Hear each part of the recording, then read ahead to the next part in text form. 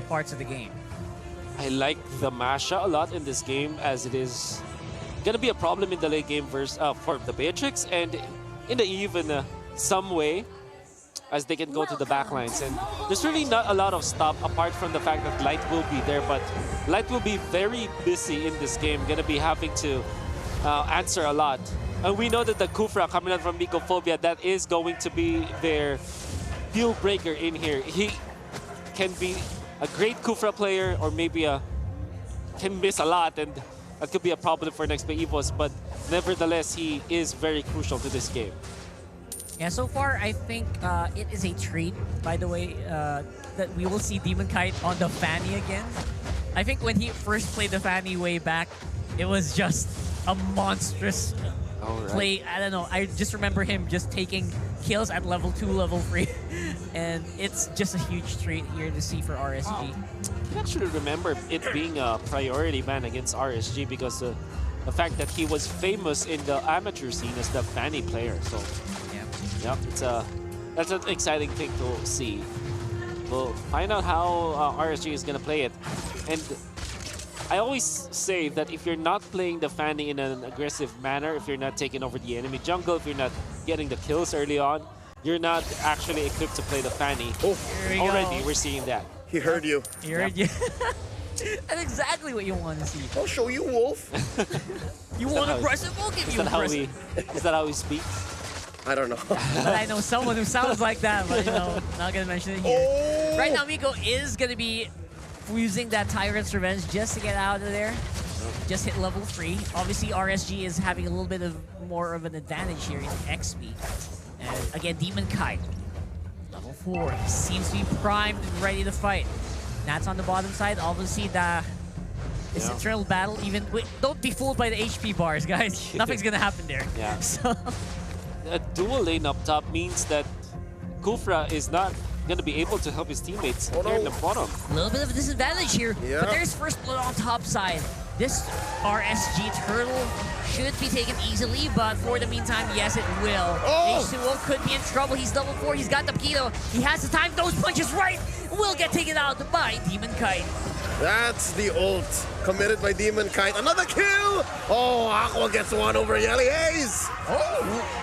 All right. Okay. That was a big burst of damage I did not expect from James. He takes out the Esmeralda right There's a lot of stacks already on to the Esmeralda. Ionic Edge. Ionic Edge is going to be very painful, but you're going to have to commend RSG again. Fundamentals. They timed their ultimate with the real-world manipulation and the fact that they wanted to control the turtle. So as the turtle was being put low into a retribution range, they popped it for a moment. And of course, Demon Kite, you saw him win that battle. What NEXTPLAY wants to do is quite the same thing. They want to land the Sanguine Claw so that they can stop Demon Kite, at least stun Demon Kite during that duration, but it wasn't the case. Demon Kite was able to evade the Sanguine Claws, and that meant that RSG wins the turtle fight. Look at that, James again with a rampage of the smiling demon. He just could not withstand it, and that is exactly the Fanny that I was talking about earlier. This is how I remember Demon Kite play. This is so hard. I mean, James, yes, you are a Uranus, but that's Demon Kite who drew first blood, got 2 kills. Well, this is second kill on him. And he has High and Dry up top, though! Oh, he canceled the Tyrant's Rage with the hook! Oh my goodness, Light! That was beautiful! He's a Kufra user himself. That was already a beautiful jump coming out from Mycophobia, but even better was the hook coming out from Light. And unfortunately, NEXTPLAY EVOS, they weren't in position afterwards. Surely, that's the problem with Kufra, right?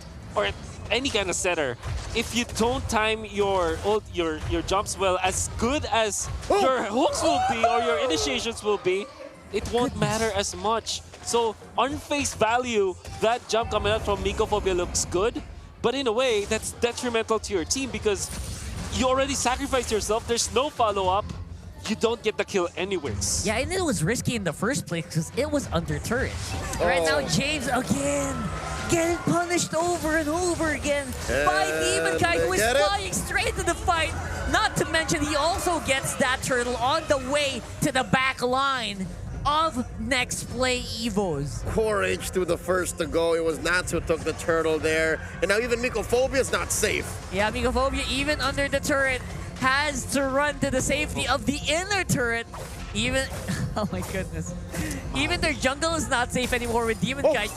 He's not Okay. done. All right. He missed one. Missed the cable. One thing I want to say about RSG is that they know how to play all those turtle dances. Lord dance, as Kusei gets out. Safety. One thing that we saw from that previous skirmish around the turtle, they put... Whoa! Oh my Continue. God. Sorry. Now I that was continue. nasty. Nats was able to hold on to to H2, and the main problem with the Paquito is that he cannot stay toe-to-toe in front of the Esmeralda.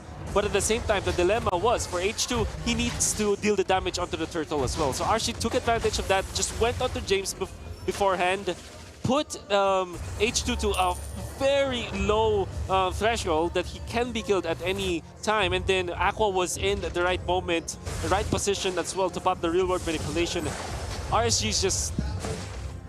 their rhythm is back, man. Yeah. Paquito has good burst, but they overloaded it essentially. Yes. You're not going to be there, and you're not going to be able to deliver what you need, especially given that HP. The HP is an afterthought. The fact that you are thinking of taking turtle, taking heroes, you get neither. You get nothing, sir. Yep. So far, it does seem like RSG's flow is just so much better. Turret goes down, and the lock-in on the Mycophobia means that he can't do anything to get out of there. The grasp to the Franco is real. I want to say, that's very interesting. A little tidbit here. Aqua, instead of actually using his skills under the real-world manipulation onto Mycophobia, he actually checked the bushes. He utilized the first skill, Void Crystal. the Void Crystals, the pulses onto the bushes just to check if there's some sort of like backup instead of like overloading onto Mycophobia. That's why I thought they didn't even need the real world manipulation to take out Mycophobia in there. Aqua utilized it for vision. That's amazing to see. That's true. You know what's amazing? Oh the my. damage output of Kosei right there. Flicker straight into the tower. Not a care in the world. Clarence, he did it with style too, then switched up to Nibiru. Exactly. Just because he could. Just for long. Oh, in mid! And there you go. That's a lock-in on the Yelly Haze. He won't be able to get those bats out on the field. The real world is into play. And there's just no way that NEXTPLAY can make their way. All right, 2 kills for RSG, but there was one silver lining, one beautiful moment, a work of art by Mycophobia. He knocked up 4. Yeah. The follow-through wasn't there, and the items just aren't there yet. NXP can't move. The concept is there, right? You know, you got that beautiful knock-up. But again... Yeah, that's just face value at this point. You Yeah. need more value out of that. The actual value. That's actual value That right is there. actual value. That's 3 dudes. At the He cost- was dancing around 3 dudes. Yeah, Yeah. at the cost of just energy. He didn't even take damage at that point. Beautifully done. Just like an orchestra here at this point. RSG is just hitting all the right tunes. All the right notes. What I like about Kusei is that he, I heard that he talks a lot during the games. Oh, he And does. He's one shot caller himself. He doesn't look like it when you see him, but you know, a gold laner that can shot call, that's a rare commodity. Yeah. I have worked with a young man, Yeah. Clarence. Do you confirm it? Can confirm he's Alright. so good at even calling pickoffs. Like he knows for sure when someone's dead, and when even he's dead, so there would no wasted backup. So again, his genius is there. It's a potential that I think RSG in Season 10 have slowly unlocked. Yeah, I think he got a little bit offended when people kept calling the geniuses Aqua and Lily. Bro, check out the gold lane. I'm also a genius here. Definitely looking good here for RSG. Still looking... Very scared to think about, right? I mean, RSG is... They say that there's no Team A and Team B in RSG.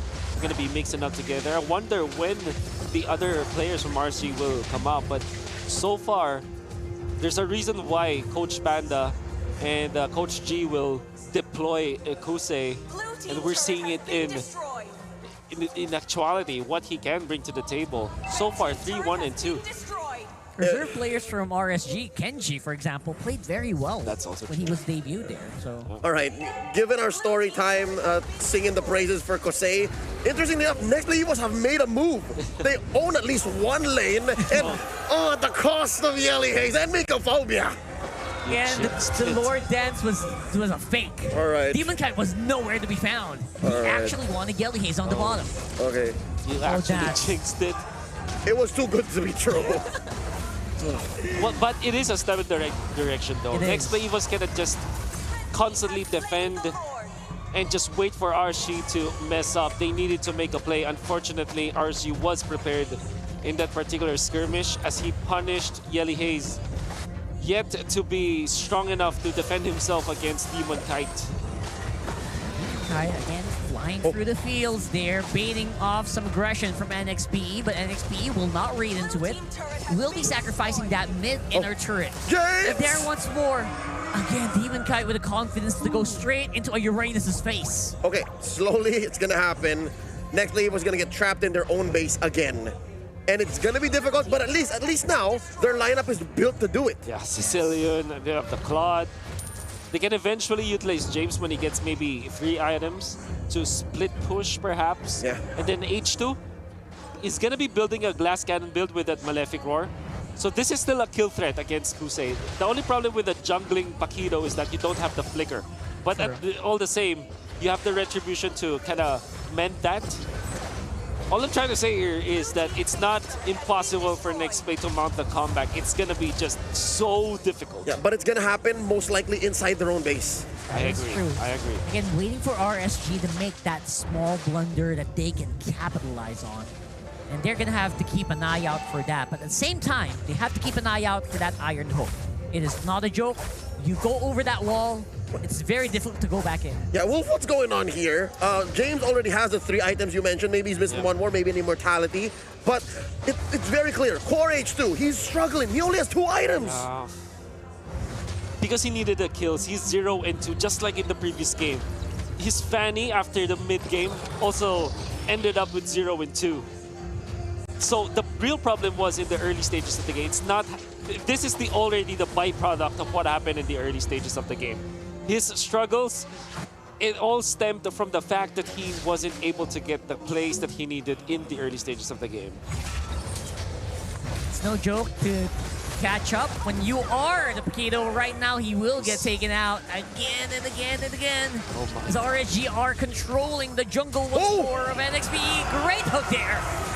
And that's going to be followed up very, very cleanly by the rest of RSG. Nats is in the middle of the base. He's chasing off on the donut. He's going around the base. He will get punished. A turret hit is no joke. Hurts so much. And now, it's a 3-for-1 though. So it was a pretty good defense, but they got away with it with a lot of injuries. And you can see that. Okay. Okay, Nats couldn't do it, maybe Demon Kite. No. Survives. You were saying? No, I was just saying, like, all of that happening, and they still have to consider there's a Lord, a Luminous Lord that just spawned that they cannot even think about contesting. For the meantime, there is a small opening. NXPE, there's 1 man down. Nats is down.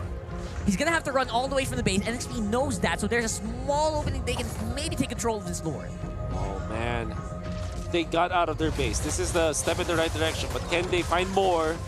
Migophobia getting bulked. Kosei! That was 2 hits from the Renner. Kosei, step in 1 and 2. Okay, so it was a step in the right direction, but was the timing right? Yeah, it's just To be fair, you know what? Face value, it looked like it. But yeah, their itemization is just way behind. It's difficult. Demon Kite, he's angry. He wants more! And H2O again, the first victim, and the rest start to fall. The real world will slow down James. He's within Light's range, and Kosei and Nats No ready way! to go once more. Donut evaporates against the Iron Hook combo. And Migophobia is all alone. It's a 4-man Tyrant's Rage, but you're not fooling anybody. You can't do anything after that. And that will be all she wrote. It's a 0-2 victory for the Raiders of RSG. The Kingslayers are back to their slaying ways, taking the series a 2-0. This was a very, very good return to form for RSG. Each and